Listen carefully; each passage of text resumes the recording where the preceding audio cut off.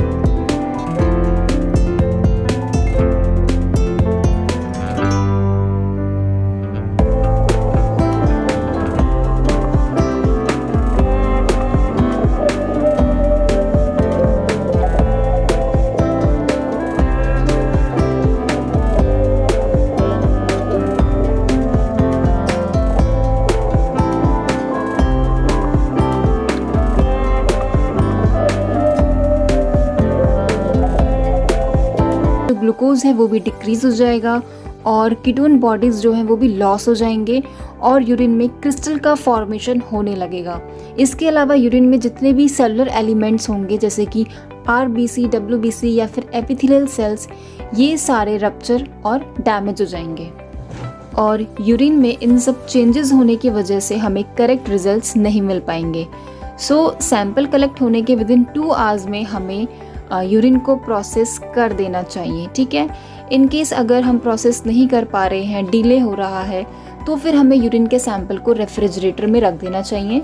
Okay, फिर जब भी प्रोसेस करना हो हमें वो सैंपल निकाल के जब वो रूम टेम्परेचर पे आ जाए यूरिन का सैंपल, फिर हमें प्रोसेस करना चाहिए। यूरिन एनालिसिस में हम यूरिन का फिजिकल, केमिकल और माइक्रोस्कोपिक एग्जामिनेशन करते हैं। सबसे पहले हम कवर करेंगे फिजिकल एग्जामिनेशन को। फिजिकल एग्जामिनेशन में हम बेसिकली यूरिन का डायरेक्ट ऑब्जर्वेशन करते हैं, जिसमें हम देखते हैं यूरिन का volume, colour, odour, appearance, specific gravity और पीएच। ये सारे पैरामीटर फिजिकल एग्जामिनेशन में इंक्लूड होते हैं और इनको हम एक एक करके कवर करेंगे। सबसे पहले हम कवर करेंगे वॉल्यूम को।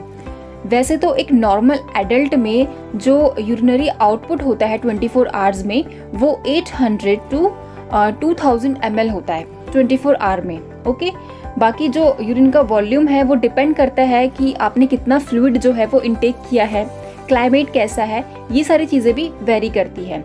बट कभी कभी क्या होता है कि जो यूरिन का वॉल्यूम है उसमें कुछ एबनॉर्मल वेरिएशंस आ जाती हैं, ठीक है।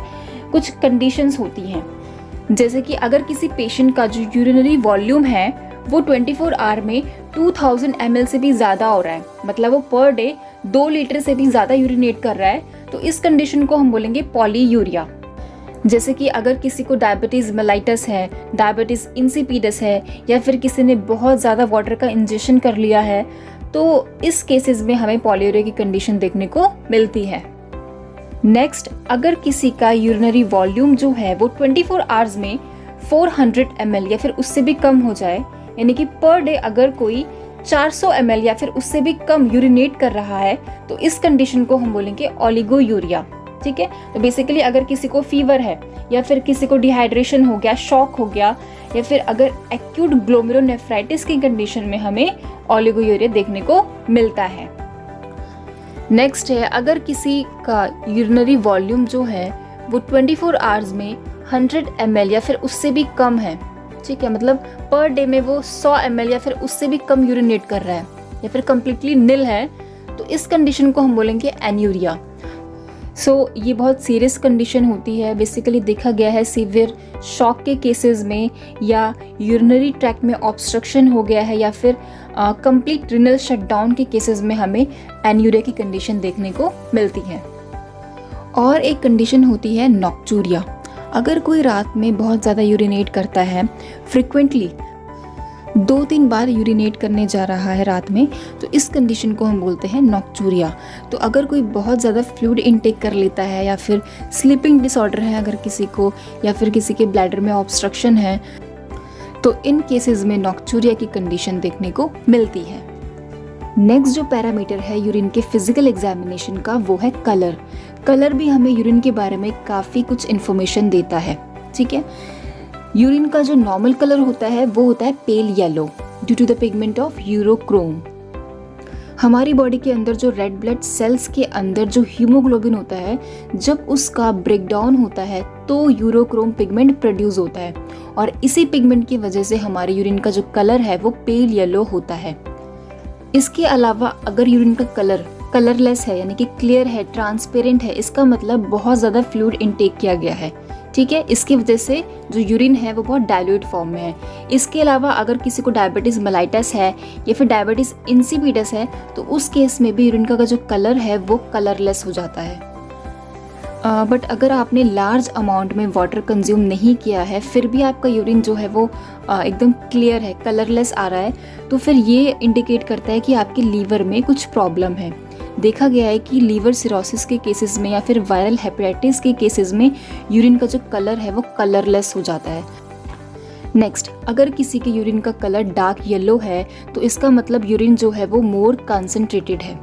तो देखा गया है अगर किसी को डिहाइड्रेशन है या फिर फीवर है, या फिर अगर वो कोई मेडिकेशंस ले रहा है या फिर लीवर डिजीज़ है, तो इन केसेस में यूरिन का जो कलर है वो डार्क येलो हो जाता है। नेक्स्ट, अगर किसी के यूरिन का कलर येलो ब्राउन या फिर बियर ब्राउन कलर का है, तो फिर ये इंडिकेट करता है कि यूरिन में बिलिरुबिन की जो मात्रा है वो बहुत ज़्यादा है। ठीक है, जो कि जॉन्डिस में देखने को मिलती है। नेक्स्ट, डार्क ब्राउन कलर का यूरिन हमें देखने को मिलता है mainly liver and kidney disorder या फिर यूटीआई में, या फिर कुछ ऐसे फूड्स होते हैं जैसे खा लेने के बाद हमारा जो यूरिन का कलर होता है वो डार्क ब्राउन कलर का आने लगता है, या फिर कुछ एंटी मलेरियल ड्रग्स होती हैं और कुछ एंटीबायोटिक्स होती हैं जिन्हें लेने के बाद भी हमारा यूरिन का जो कलर है वो डार्क ब्राउन कलर का हो जाता है। नेक्स्ट, मिल्की यूरिन जो है वो यूटीआई और काइल यूरिया के केसेस में देखने को मिलता है। इसके अलावा अगर यूरिन में म्यूकस, फैट या फिर क्रिस्टल्स प्रेजेंट है, तो भी यूरिन का जो कलर है वो मिल्की हो जाता है। नेक्स्ट, ब्लैक यूरिन और कोला कलर्ड यूरिन मेनली हमें मसल्स इंजरी, किडनी डैमेज और एल कैप्टन यूरिया के केसेस में देखने को मिलता है। नेक्स्ट, अगर यूरिन का कलर ब्लू और ग्रीन इन कलर है, तो ये जेनेटिक्स और इनहेरिटेड डिसऑर्डर्स के केसेस में देखने को मिलता है, जो कि बहुत रेयर होते हैं। इसके अलावा अगर किसी को यूरिनरी ट्रैक्ट में इन्फेक्शन है, मेनली सूडोमोनास बैक्टीरिया का इन्फेक्शन है, तो भी यूरिन का कलर जो है वो ग्रीन कलर का हो जाएगा। सूडोमोनास बैक्टीरिया जो है वो कुछ पिगमेंट प्रोड्यूस करते हैं, जिसकी वजह से यूरिन का जो कलर है वो ग्रीन कलर का हो जाता है। इसके अलावा कुछ ऐसे फूड्स और मेडिसिन्स भी होते हैं जिसको लेने के बाद आपकी यूरिन का जो कलर है वो ग्रीन कलर का हो जाता है। नेक्स्ट, अगर यूरिन का कलर ऑरेंज है, तो फिर ये इंडिकेट करता है कि आपके लीवर या फिर बाइल डक्ट में कोई प्रॉब्लम है। इसके अलावा कुछ एंटी इन्फ्लामेटरी ड्रग्स और कीमोथेरेपी ड्रग्स लेने की वजह से भी यूरिन का जो कलर है वो ऑरेंज हो जाता है। इसके बाद नेक्स्ट जो कलर है वो है cloudy red. Cloudy red colour का जो यूरिन है वो इंडिकेट करता है हेमीचूरिया को। हेमीचूरिया क्या होता है? अगर यूरिन में रेड ब्लड सेल्स प्रेजेंट होते हैं तो हम बोलते हैं उन्हें हेमीचूरिया। ठीक है, एक कंडीशन होती है हीमोग्लोबिन यूरिया। अगर किसी की यूरिन में हीमोग्लोबिन प्रेजेंट है तो हम उन्हें बोलेंगे हीमोग्लोबिन यूरिया। अब दोनों ही कंडीशन में यूरिन का जो कलर होता है वो रेड होता है, तो हम कैसे डिफ्रेंशिएट करेंगे कि कौन सा हीमोग्लोबिन यूरिया का सैंपल है और कौन सा जो है हेमीचूरिया का सैंपल है? तो हम क्या करेंगे, दोनों को सेंट्रीफ्यूज करेंगे। ठीक है, तो सेंट्रीफ्यूज करने के बाद जो हेमीचूरिया वाला यूरिन होगा उसमें क्या प्रेजेंट है? रेड ब्लड सेल प्रेजेंट है। तो सेंट्रीफ्यूज करने के बाद जितने भी रेड ब्लड सेल्स होते हैं वो नीचे सेटल डाउन हो जाएंगे और यूरिन जो होगा वो क्लियर हो जाएगा। जबकि अगर हम हीमोग्लोबिन यूरिया का सैंपल जब हम सेंट्रीफ्यूज करेंगे तो उसमें कोई चेंजेस नहीं होगा। ठीक है, यूरिन का जो कलर है वो रेड ही रहेगा। ओके, तो इस तरीके से हम डिफ्रेंशिएट कर सकते हैं कि कौन सा यूरिन का सैंपल हेमेचूरिया वाला है और कौन सा यूरिन का सैंपल हीमोग्लोबिन यूरिया वाला है। हेमेचूरिया और हीमोग्लोबिन यूरिया की कंडीशन में यूरिन का जो कलर होता है वो रेड कलर का हो जाता है। इसके अलावा अगर किडनी स्टोन है, अगर किसी के किडनी में ट्यूमर है, फिर ब्लैडर में ट्यूमर है, तो भी यूरिन का जो कलर होगा वो रेड कलर का हो जाएगा। इसके अलावा कुछ ऐसे फूड्स भी हैं जो हम खाते हैं, जैसे कि अगर हमने बीट्स खा ली है, ब्लैकबेरीज खा ली हैं, तो इसके खाने के बाद भी यूरिन का जो कलर होता है वो रेड कलर का हो जाता है। और कुछ मेडिसिन्स भी हैं जैसे कि रिफेम्पिन है, पायरिडियम है। इन मेडिसिन्स को भी लेने की वजह से यूरिन जो है वो रेड कलर का हो जाता है। थर्ड जो पैरामीटर है वो है अपीयरेंस। एक नॉर्मल फ्रेश यूरिन की जो अपीयरेंस होती है वो क्लियर और ट्रांसपेरेंट होती है। इसके अलावा कुछ एबनॉर्मल अपीयरेंस भी होती है, जैसे कि अगर यूरिन का जो सैंपल है वो टर्बिड है, ठीक है, तो इसका मतलब कि यूरिन में जो है वो पस सेल्स प्रेजेंट है और ये मेनली यूटीआई के केसेस में देखने को मिलते हैं, या फिर एपिथेलियल सेल्स भी प्रेजेंट हो सकते हैं। और अगर यूरिन जो है वो बहुत क्लाउडी है, ठीक है, दिखने में, तो इसका मतलब कि जो यूरिन है वो कॉन्सेंट्रेटेड हो सकता है। और अगर यूटीआई है तो भी यूरिन जो है वो क्लाउडी हो जाता है, या फिर अगर यूरिन में यूरेट्स, फॉस्फेट्स या फिर यूरिक एसिड प्रेजेंट है तो भी यूरिन जो है वो क्लाउडी हो जाएगा। और अगर यूरिन जो है वो फॉमी यूरिन है, ठीक है, बहुत ज़्यादा झाग आ रहा है यूरिन में, तो फिर ये इंडिकेट करता है कि यूरिन में प्रोटीन प्रेजेंट है, ठीक है। प्रोटीन यूरिया के केसेस में यूरिन जो है वो बहुत फॉमी हो जाता है। फोर्थ पैरामीटर है ओडर। ओडर यानी कि जो यूरिन की स्मेल है वो कैसी है। एक नॉर्मल फ्रेशली वॉइडेड यूरिन की जो स्मेल होती है वो टिपिकल एरोमेटिक होती है due to volatile organic acids. But अगर यूरिन को हम काफ़ी टाइम तक रूम टेम्परेचर पे रख दें तो फिर इससे जो है, जो यूरिन में प्रेजेंट जो बैक्टीरिया होते हैं वो यूरिया को डिकम्पोज करने लगते हैं, जिसकी वजह से यूरिन में अमोनिया का प्रोडक्शन होने लगता है, ओके, और फिर इससे अमोनिकल स्मेल आने लगती है यूरिन से।